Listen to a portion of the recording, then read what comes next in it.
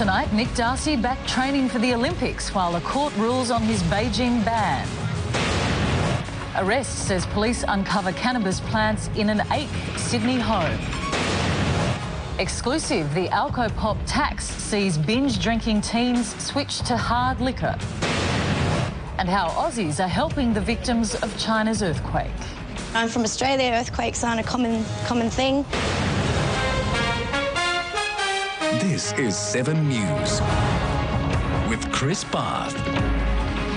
Good evening. Swimmer Nick Darcy has returned to the pool for what could be his final training session before he learns if he'll compete in Beijing. His fate is being decided by the Court of Arbitration for Sport, with Darcy forced to wait to hear whether his assault charge has sunk his Olympic dream. Still to come, pictures of underworld criminal Tony Mockbell being deported from Greece. Also, food prices set to rise after our state's worst rice crop in almost a century. And the dress that's worth $1 million. That's next. I think that's it from me. Have a great weekend. You too. Thanks, Manny. Checking finance now, and the share market is edging closer to the psychological barrier of 6,000 points. The ASX 200 hasn't been that high in 3 months. It closed today up 40 points. And our dollar's up again, buying 94 1/3 US cents. Monique's next with the weather, and it's been a pretty good afternoon to start the weekend. Certainly has. Certainly nice work if you can get it. Temperatures were well up on the average in Sydney today. The weekend's a different story. I'll have all the good news next.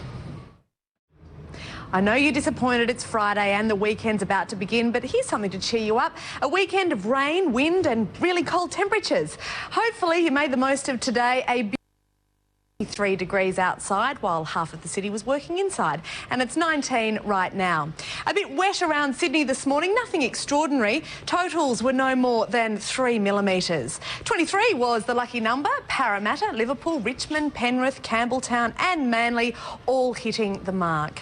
Now looking at us from space, a place I wouldn't mind going, there's a massive cold surge of air building in the Bight. The meteorologists are getting very excited because it's heading into New South Wales tomorrow. There's even snow on the cards for the central and northern tablelands. Not enough to make a snowman, but you can't have everything.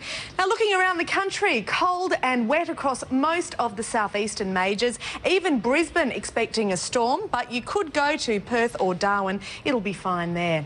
Now, if you like getting seasick, then conditions on the water will be perfect tomorrow. Choppy northwest winds up to 30 knots, increasing to 33 knots offshore.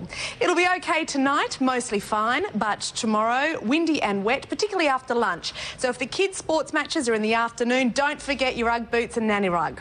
The morning will be mostly sunny, then gusty winds and late showers, top temperatures all in the low 20s. Sunday's a day for Bonox on the couch, plenty of showers, very windy, showers easing during Monday, but staying below 20 degrees all week. Now, Chris, hide your disappointment. The bikini doesn't look like getting a dusting off this weekend.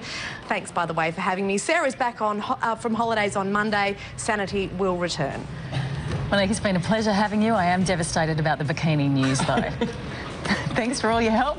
That's 7 News to now, but I'll be back later with updates. And, of course, 7 News over the weekend. Hope you can join me then. I'm Chris Barth. Thanks for your company. Good night.